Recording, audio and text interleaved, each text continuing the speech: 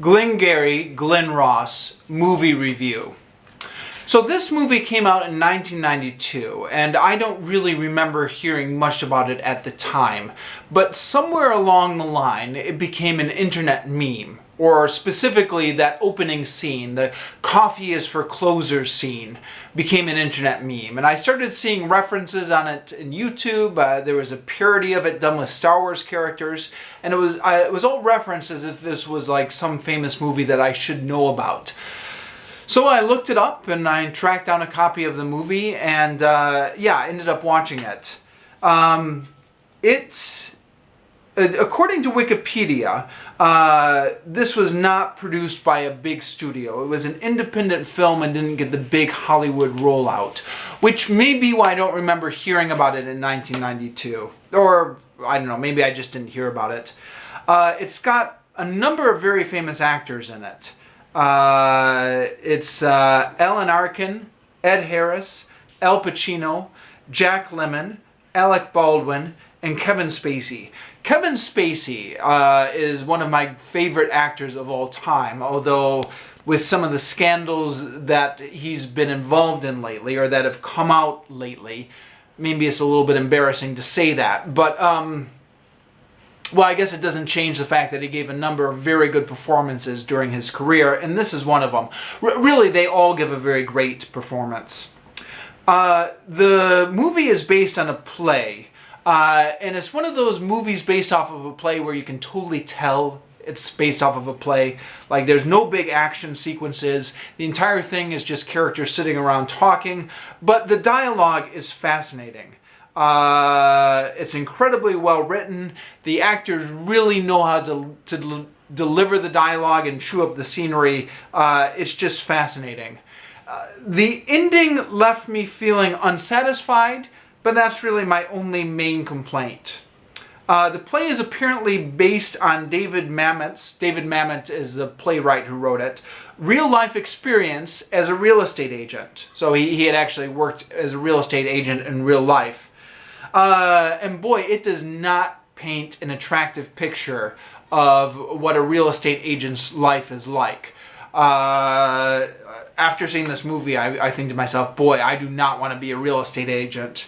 That being said, I do know several old college friends, or high school friends, or a couple family members who have worked in real estate, and it doesn't sound like their lives are anywhere nearly as stressful as what's portrayed in this movie. The movie is apparently notorious for its use of foul language, which I was slightly surprised when I read that. I mean, sure, the F word does get used a lot in this movie, but, you know, by today's standards, I don't think it was anything that would make it stand out. And I want to say by 1992 standards, it was nothing special. But I don't know, maybe things have changed more than I realized since 1992. You know, maybe, you know, like Pulp Fiction was like a sea change in how we viewed profanity in movies and stuff like that. I don't know. The opening scene, by the way, the coffee is for closers scene. Interestingly enough, if you look this up online, that scene was not in the original play. That was added specifically for the movie.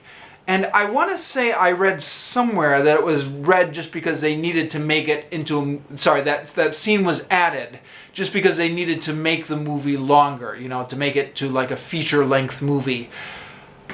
Am I remembering that right? I think that's what I read somewhere. And if so, that's really interesting that the most famous scene in the movie was just kind of added for that reason.